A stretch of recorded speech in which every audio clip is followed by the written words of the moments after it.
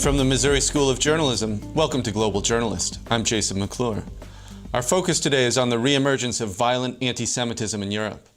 This has been in the headlines recently with a deadly attack on a synagogue in Copenhagen in February and an attack on a kosher supermarket in Paris in January that left 4 people dead. There are still more than 1 million Jews in Europe, but concerns over anti-Semitism have led to talk of a new exodus from the continent. Are the recent deadly attacks against Jews simply an aberration, or are they a sign of a new wave of bigotry and hatred? To discuss, we're joined in London today by Jonathan Boyd, Executive Director of the Institute for Jewish Policy Research.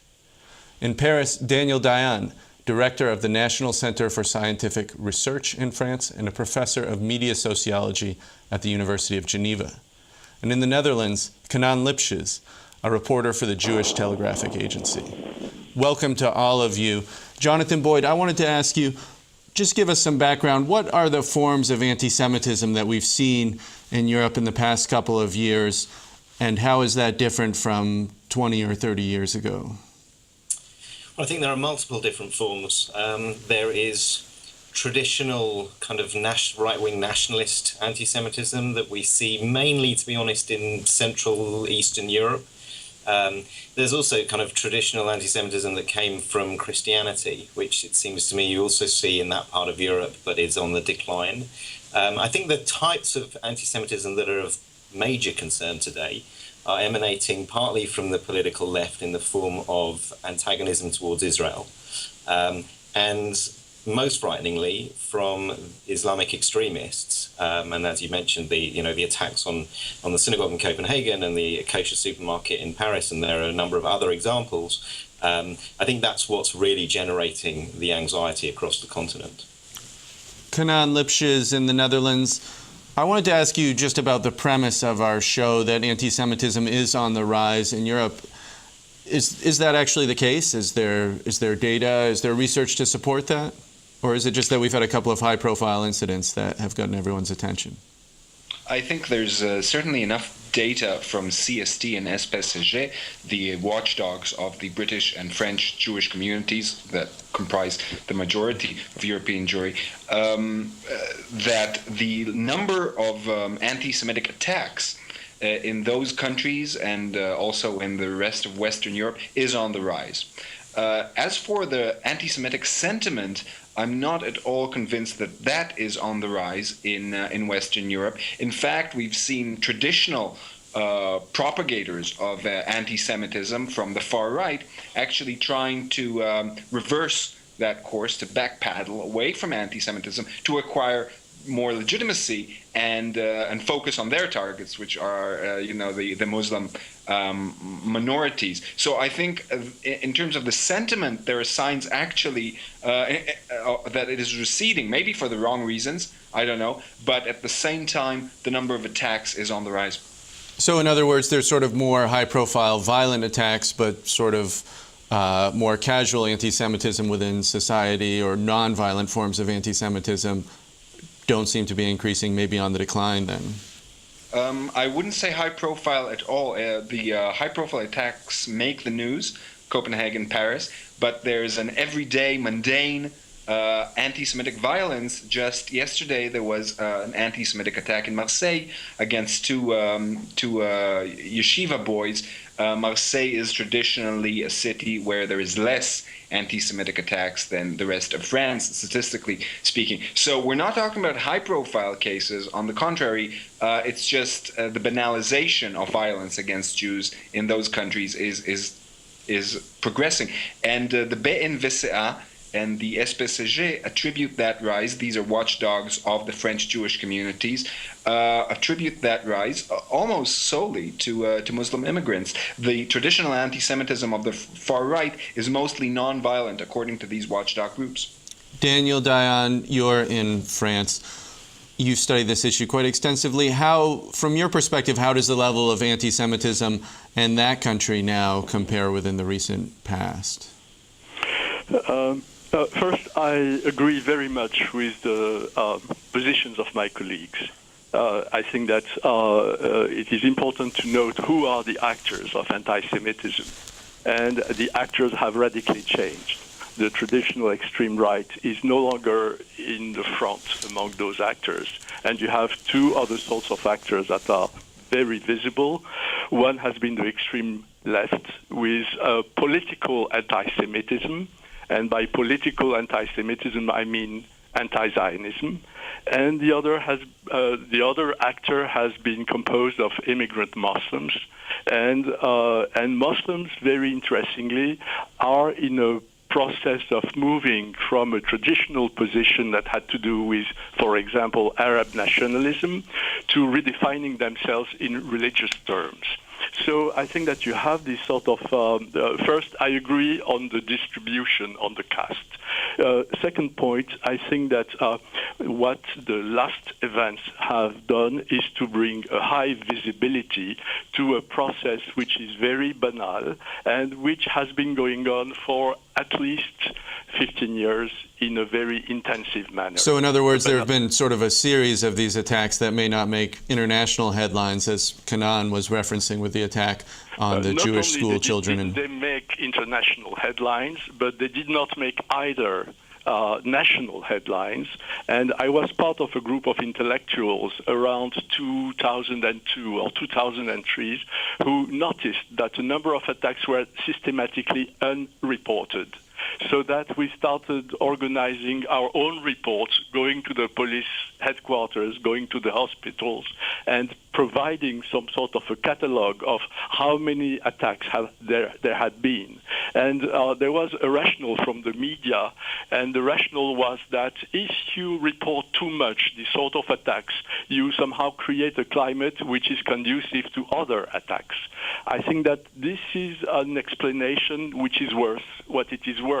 I think that the explanation is bad, but I think that... So the argument is that it will foment copycat killings, if you will, or copycat attacks. And it will create a climate of opinion. So I think that we have had a banalization, and this banalization has led to something which I believe immensely important, and this is what I would call the negative anti-Semitism. That is, people do anti-Semitism and then they add, by the way, I am not an anti-Semite. And the best example is given by Mr. Koulibaly, who killed all these people in the French supermarket in Paris. Shortly after the Charlie Hebdo attacks. Yeah, when he did so, and while people were agonizing, near him, he said, by the way, I'm not an anti-Semite. This is Global Journalist. I'm Jason McClure. On this week's program, we're looking at the recent attacks against Jewish people in places of worship in Europe, and whether these anti-Semitic incidents are part of a new wave of hatred against Jews. I'm joined in London by Jonathan Boyd, Executive Director of the Institute for Jewish Policy Research. In Paris, Daniel Dayan, Director of the National Center for Scientific Research in France, as well as a Professor of Media Sociology at the University of Geneva. And in the Netherlands, Cnaan Liphshiz, a reporter for the Jewish Telegraphic Agency. If you're interested in more Global Journalist content, visit us online at globaljournalist.org. There you can read in-depth articles on international affairs and free press issues, and download past episodes from our archive. We're also on social media.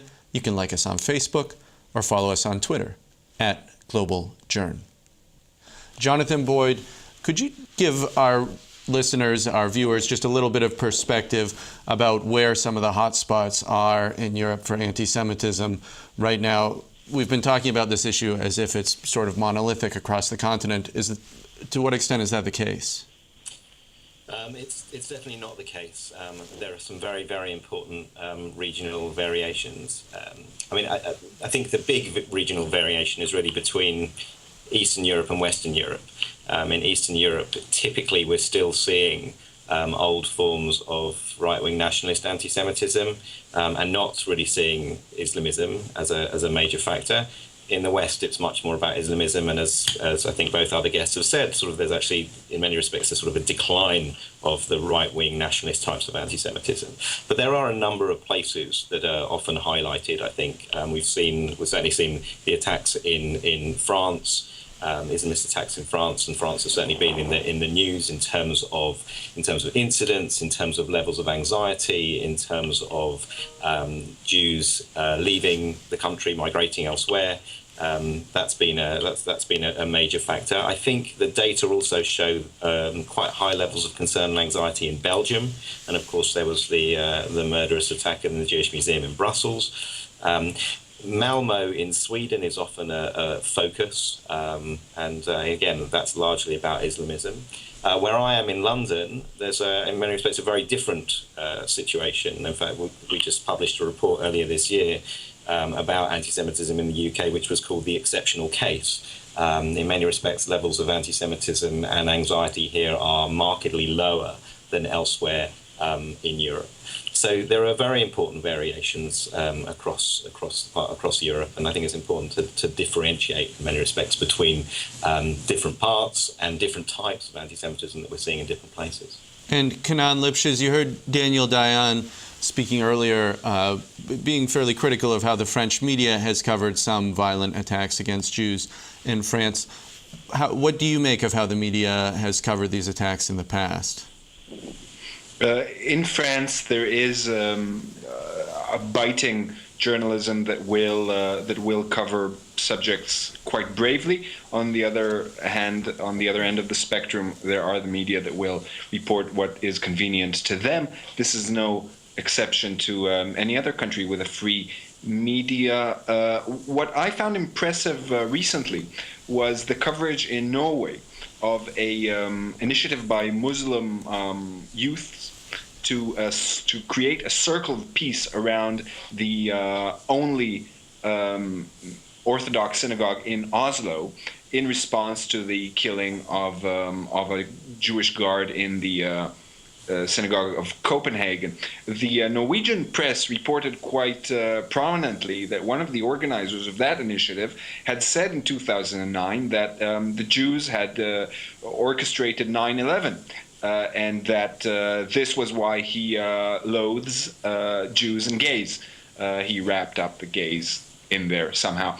And this was actually not reported by international media. This was very much a Norwegian internal debate, considering the stereotype about Norway being a society more inclined to sweep difficult truths under the carpet. I thought that was quite an impressive disclosure by Norwegian media. And Daniel Dayan, I wanted to ask you about the far-right National Front Party in France, which has made some dramatic gains in European elections and in the opinion polls in France. Now, this is a party, its former leader, Jean-Marie Le Pen, he called the Nazi concentration camps just a detail in the history of World War II. He had been prosecuted for denying the Holocaust in France. He was known for traveling with skinheads as his bodyguard. Now, he's no longer leading that party. His daughter, Marine Le Pen, is leading it. She's taken some steps to move the Front National away from some of its anti-Semitic past. What do you make of that? I think that there has been a refurbishing of the Front National. I think that Marine Le Pen has been extremely successful in reorganizing the Front National into an almost democratic party. And that I think that it's the transformation of the Front National is perhaps emblematic of the transformation of anti-Semitism, at least in France, in that you had the extreme right traditional anti-Semitism, which reached its peak with the Pétain regime, that has become an object of nostalgia for some, or an object for exhibits in museums for others. But Jean-Marie Le Pen has become some sort of a folkloric character. He's not really a political, someone who politically counts. On the other hand, it is interesting to see other figures of anti-Semitism that are substituting for him, and among them the comedian Dieudonné, who combines, who brings, it reintroduces this new anti-Semitism, which is tinged with themes of the left, and I think that this sort of replacement of charismatic figures of anti-Semitism is quite striking.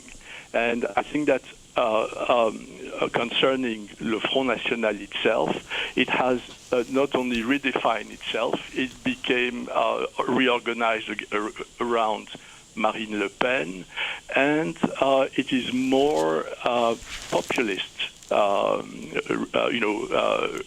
party, which is reminiscent of those in Eastern Europe, than the traditional Front National as we used to know it. Jonathan Boyd, you just heard Daniel Dayan talking about sort of how there has been some changes in the form that anti-Semitism has taken in France. In the past, we've seen that there have been some upticks in sort of violent anti-Semitic attacks during moments of particular tension in the Middle East, in the Israeli relationship with the Palestinians. Can you talk to us, to what extent is what we're seeing now linked to the fact that the peace process doesn't seem to be going anywhere between Israel and the Palestinians? I don't know whether it's linked to the fact that the peace process doesn't seem to be going anywhere, but it's certainly linked to increases in tension and violence in Israel and Gaza. So I think it's very important, for example, to understand that the figures, the anti-Semitic incident figures that are reported both in the UK and France in particular, which have the best two organisations that do this sort of work, they both show extraordinarily high levels in 2014. But of course, 2014 also coincided with the war in Gaza in July and August. And when you look at the figures a little bit more carefully, you can see that most incidents in both countries took place over the summer. And that was also the case in 2009 during Operation Cast Lead, a very similar episode in Israel and Gaza. There was also a significant jump in the number of incidents that took place at that time. So essentially what seems to be happening is that when violence kicks off in Israel, between Israel and the Palestinians, in Gaza, we see a spillover of that on the streets of Europe that coincides directly with those incidents. And after a time, as the dust settles, if you like, then levels of anti-Semitism return to sort of more normal day-to-day levels, which are also still too high, but nevertheless far more normal. So I think it's very important to understand that the jump in anti-Semitic incidents we've seen in 2014 is very much connected to what happened in Israel and Gaza in 2014. And if in 2015 there is no such outbreak of violence there, I think the likelihood is we'll see a significant drop in the number of anti-Semitic incidents on the streets of London and Paris. This is Global Journalist. I'm Jason McClure. This week's program focuses on recent anti-Semitic attacks across Europe and whether or not they're a part of a reemergence of hatred against Jews. I'm joined in London by Jonathan Boyd, Executive Director of the Institute for Jewish Policy Research. In Paris, Daniel Dayan, Director of France's National Center for Scientific Research, as well as a professor of media sociology at the University of Geneva. And in the Netherlands, Cnaan Liphshiz, a reporter for the Jewish Telegraphic Agency. If you're interested in more Global Journalist content, visit us online at globaljournalist.org. We're also on social media. You can like us on Facebook or follow us on Twitter at GlobalJourn.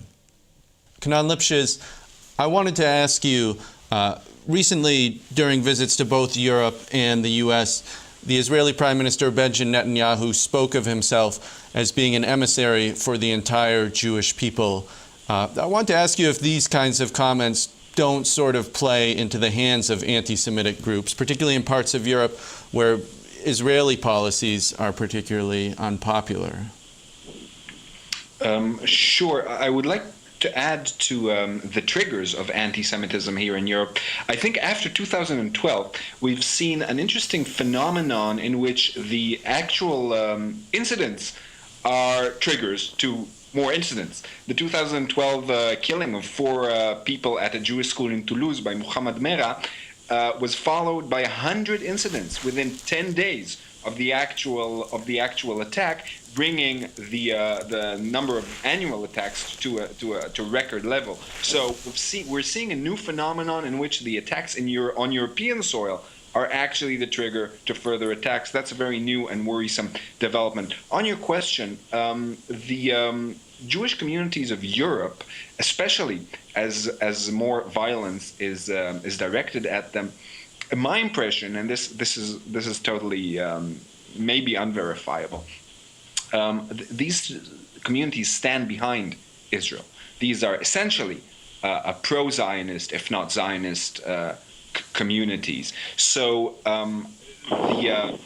that means basically that they are not seeking, as far as I can tell, to put distance between them and the state of Israel. Maybe some of its policies, maybe some of the populations resist some of the policies, but in essence, you will see Zionism being a consensus in European Jewish communities. So I don't think that the anti-Semites need Benjamin Netanyahu as a pretext to attack Jewish communities. The Jewish communities speak for themselves in a very pro-Israel voice, and they are being targeted for it in conjunction with more deep-rooted anti-Semitic beliefs. Daniel, Dayan in France, what have you made of the government's response, particularly over the past month, to not just this high-profile attack on the kosher supermarket in Paris, but to some of these maybe lower-profile violent incidents against Jews? I think that the French government's response was exemplary. It was remarkable, and it was all the more remarkable because it contrasted with a number of previous stands by earlier governments. I think that, for example, there was an attack 33 years ago on a restaurant called Goldenberg in a Jewish part of Paris. This government has been able to announce that the culprits have been identified. And this government is extremely clear. I mean, it makes, there's no ambiguity in its position in regard to anti-Semitism. And this is absolutely commendable.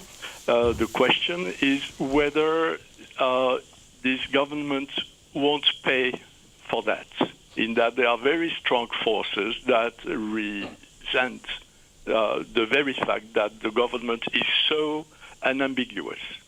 And sometimes, a number of earlier French governments were somehow more wishy-washy. And Manuel Valls, our prime minister, is by no means so, and this might be costly to him. Jonathan Boyd, there is a YouTube video that has gone viral around the world called 10 Hours Walking as a Jew in Paris. I'm sure you're familiar with it. For our listeners that may not be, this is a video in which a Jewish journalist wears a kippah, sort of the traditional Jewish skull cap, and makes a documentary just of himself walking around Paris. And it documents some of the abuse that he gets for that. People call him an anti-gay slur. They shout Jew at him, Viva Palestine. What did you make of this video? Does it accurately show anti-Semitism that may exist in France, or is this just something that's sort of a viral phenomenon? Well, you're probably better off asking that question to Daniel, because he's there and I'm not. My sense is that there have been a few of these videos, and actually the most recent one I saw looked at a journalist who travelled around various different European cities and found different experiences in different places. In certain instances, he was completely left alone. In others he was spat at and called names and even attacked at one point.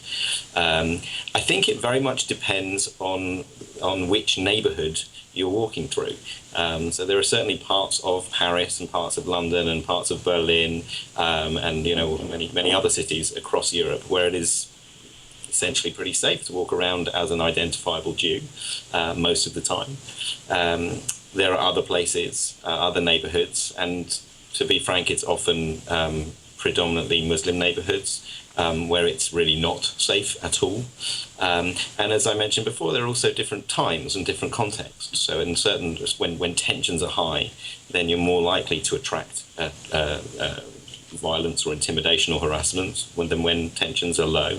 And there's also, I would say, and the data show this, a distinction to be drawn between people who are identifiably Jewish and not identifiably Jewish. So if you are identifiably Jewish, you're far more likely to experience anti-Semitism and to be anxious about it than if you're not. So there are multiple different factors playing into it. But you know, when I look at videos like that, they're certainly troubling. The fact that sort of thing is happening anywhere in Europe or anywhere in the world, for that matter, is of course disturbing. And Cnaan Liphshiz, I want to give you a chance to add to that if you wish, and also ask you if you could just tell us about your personal experiences as a Jewish person in Europe, as a Jewish reporter. To what extent have you experienced anti-Semitism and how?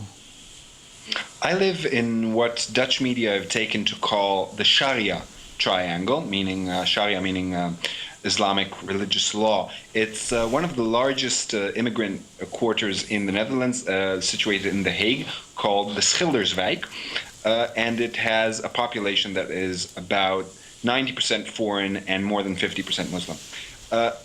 During Ramadan, it depends when you would ask me when there are problems. During Ramadan, my wife finds it difficult to go out with a dress because she gets remarks. So that shows, and she's a blonde Dutch Jew who does not look Jewish at all, and that shows to me that the problem is deeper than just Jews. So in other words, she's wearing sort of Western style dress. She's not wearing the dress of an Orthodox Jew. Okay. And she just looks like a Dutch person in a neighborhood where a Dutch person, especially female, should not be seen, according to how some people feel. And that tells me that this problem goes. This friction goes deeper than just Jews. This is a societal problem, and that needs to be said, and I'm experiencing it firsthand. On the other hand, here living in the so-called Sharia triangle, and she rarely experienced any problem. It's just during certain times, certain periods, and during the summer when Israel was fighting Hamas in Gaza, it was the first time that we saw rocks being hurled at police here, and we had to move our mezuzah, the object that Jews place on their door, to the inside of the door frame, so it won't be seen from the outside. We're actually at the process of buying a house in Amsterdam because we no longer feel completely comfortable living here, and wondering whether buying a house in Amsterdam is actually the right answer to this problem. But so I just about think 20 seconds to go. Then the problem is significant enough that you're considering moving. That's right. I think it's a problem that's going to need addressing, not only from Jewish or pro-Jewish circles. Many thanks to Jonathan Boyd, Daniel Dayan, and Cnaan Liphshiz for joining us. Global Journalist Executive Producer is Joshua Kransberg. Our lead producer this week is Nassim Benchabani, with assistant producers Ava Kautz, Jinghong Chen, and Phoebe Seston. Our studio director is Travis McMillan from RJI, and our audio engineer is Pat Akers of KBIA. For all of us at Global Journalist, I'm Jason McClure. Thanks for joining us. We'll see you next time.